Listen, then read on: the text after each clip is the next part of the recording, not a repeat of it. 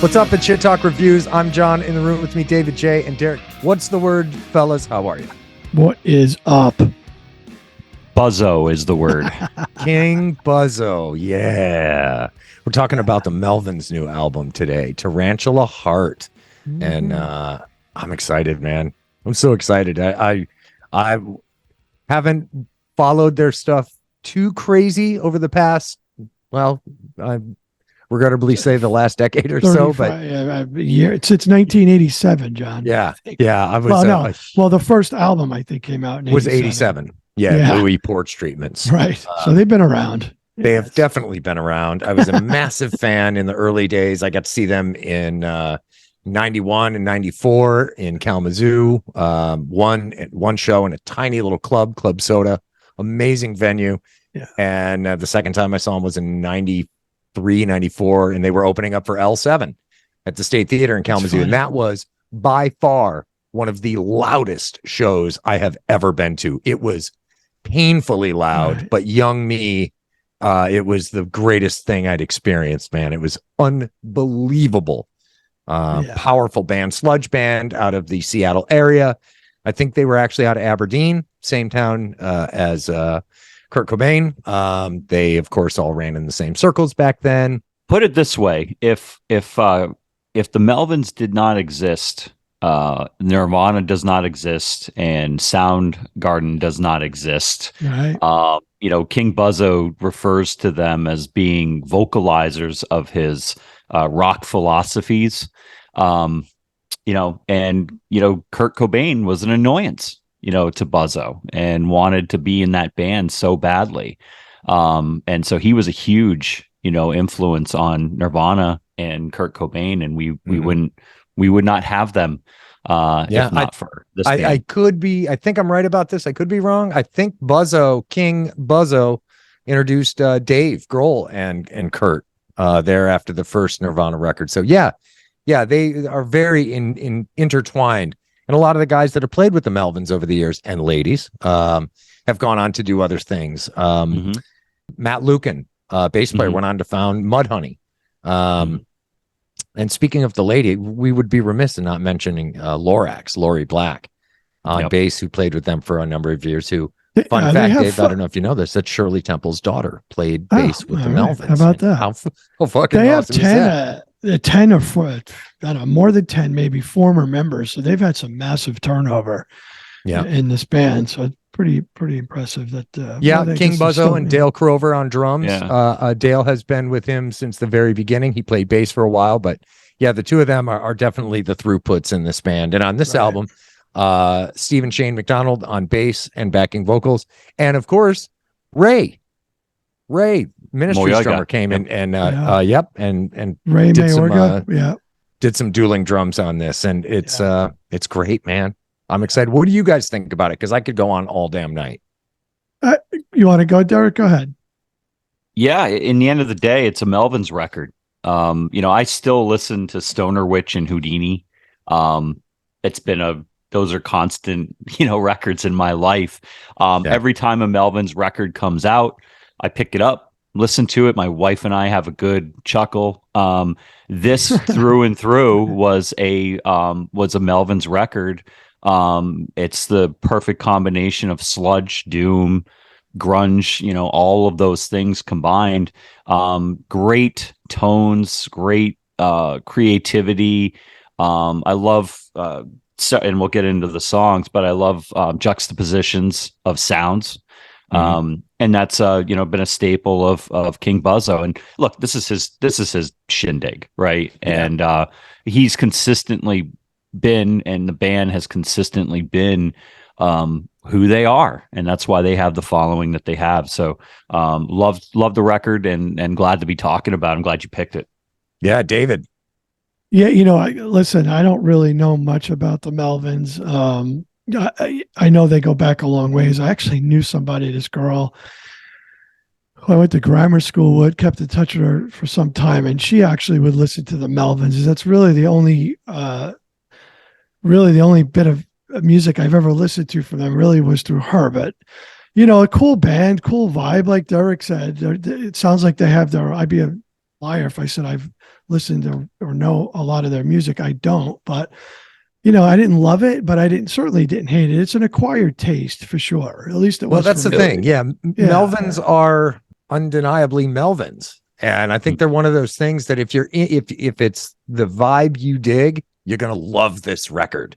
Right. Do you want to know how to clear out a party? Is put on She's Got Weird Arms. Because the strange Primus, it's a silly song, you know what I mean? British new wave vocals, you know, with, and you know, 1 second it's this chaos, and then the next it's like these Beatles like melodies. Right. You want to clear a room out, put that shit on. I mean that in the best way possible.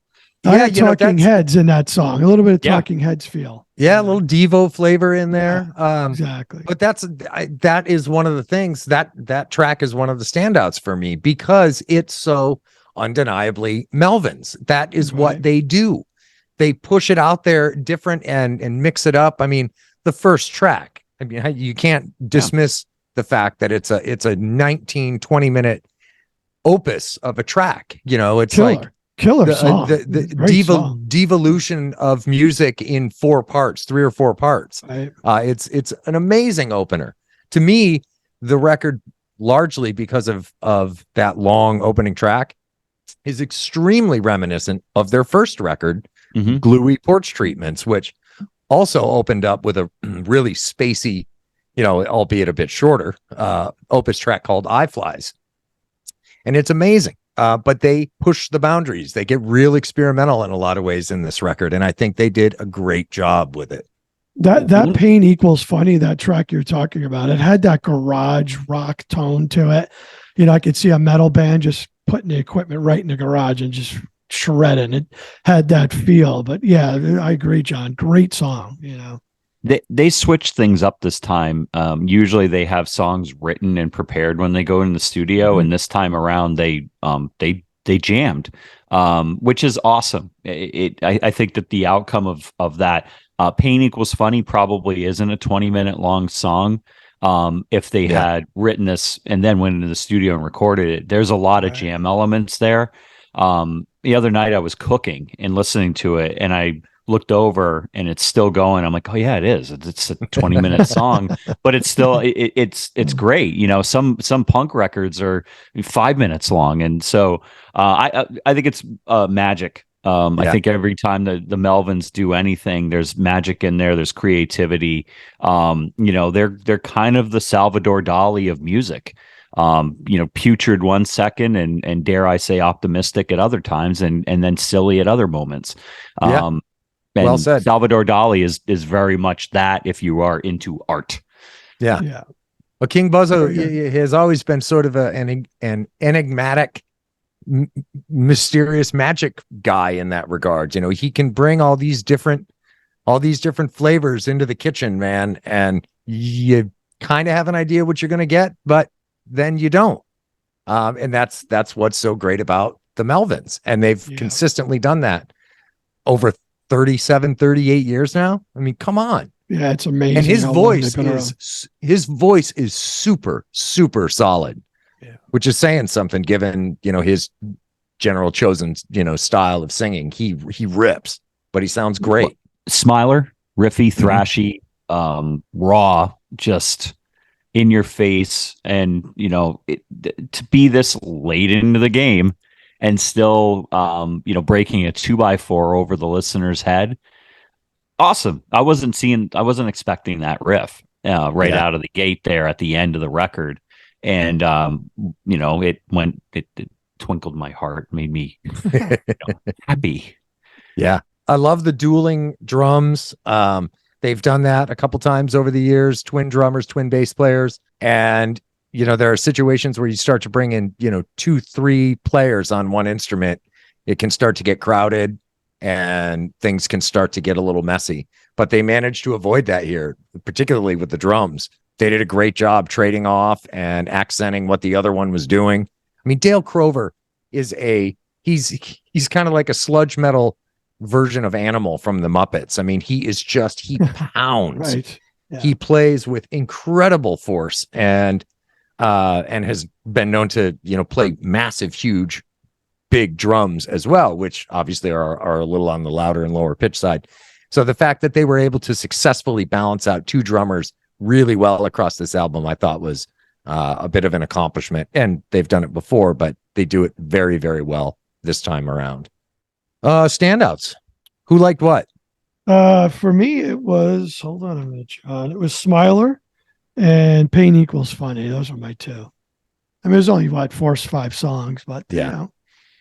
They still they'll leave it up to Melvins to write a 5-song album that's 43 minutes well long. Yeah, that first song was long. Yeah. 30, it's actually 39 minutes. 39. Just to keep you, right on target here. We don't Research. we don't want those trolls, to We don't tell want us that we haven't guy, done so our- we don't know shit. Yeah. Pain Equals Funny was just everything that you like about the Melvins, if you've liked the Melvins at all in your life. Working the Ditch it's belligerent, it's honest, it's raw. It was the big hit of this record, the release for radio. Nobody's going to play it on the radio, and that's fine. I think they like it that way. She's Got Weird Arms. It stood out for me. It's just a funky, strange trade-off. And I love it. And then Smiler is just I like it. It's a banger. Allergic to Food was weird. It's kind of like if the Beach Boys were on ample drugs and depressed. Which look, I'm not going to say that anything on this record sucks, because it just doesn't. It's the Melvins, and I don't know who has the Tarantula Heart, but whoever has it inspired a great record. Couldn't agree more. Very good. Very cool. Yeah, my guys. standout, Allergic to Food, I really enjoyed. And She's Got Weird Arms, just because it's Melvins doing the Melvins thing and being able to sandwich stuff together in a package that tastes really good. It makes me want to eat more. You guys have weird everything, just so you know. You're just everything about you. I'm around you. It's just fucking weirdos, like weird mutated mutants. It's a badge of honor. Badge of honor to be the one with weirdness. Well, let's put numbers on it. What do you guys think? Well, listen, I'll go first. I mean, like I said, I don't know the band as much as you guys do. From what I heard, I like it. I don't have 27 albums, so these guys are doing something right. Right? The fuck do I know? I mean, these guys are still doing it at that age. Absolutely incredible. So based on that and what I heard, I gotta give it a 7. Fair? I would say that nothing that Salvador Dali did in his artistic life was below an 8.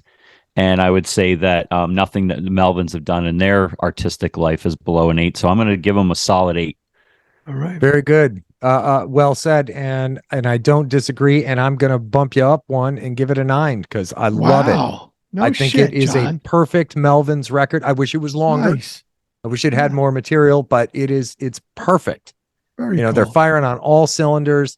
I thought the mix and the production was fantastic. Toshi Kasai produced and mixed it. Please comment if I have that wrong. Like and subscribe also. Thanks so much. But yeah, I think it is a perfect Melvins record, and I was so excited to hear it, and just super psyched to get more. So I would have scored it higher, but I don't know the band enough. I just but well, like we said, Melvins isn't. Admittedly, Melvins is not for everybody. In the same way, Slayer isn't for everybody, or Celine Dion isn't for everybody. Right, good point.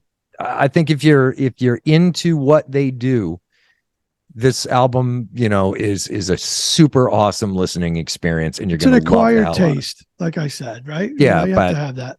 If you're not into it, it's like listening to anything else that you find grating, or just the first track, Pain Equals Funny, at 20 minutes. That's a lot of music to get through, and if you don't love it, it's going to be a hard 20 minutes for you. So I get it. I'm not going to beat you up for not loving it, but yeah, I get it. Hey, hopefully, mad respect. You know what I mean? Yeah. Like I said, mad respect. Hopefully 2 or 3 people, namely my mother or sisters, think, hey, I should check out the Melvins. Yeah, This maybe 6. might be a Who good knows? album. Maybe 6. Yeah. Maybe 2 flakes, you don't know. But I loved listening to it. So glad you guys were willing to accommodate me with it. Very nice, John. So David is up next. Now, Oh, listen, I apologize because you guys might know this band. I stumbled upon them. I don't know how to pronounce it because I don't know if it's saying something. So I'm just going to say it. It's Dune. No, DVNE. I'm assuming Dune. it sounds like divine. Is it Dune? I'm going with Dune. Okay. Well, the album is called Void Kind.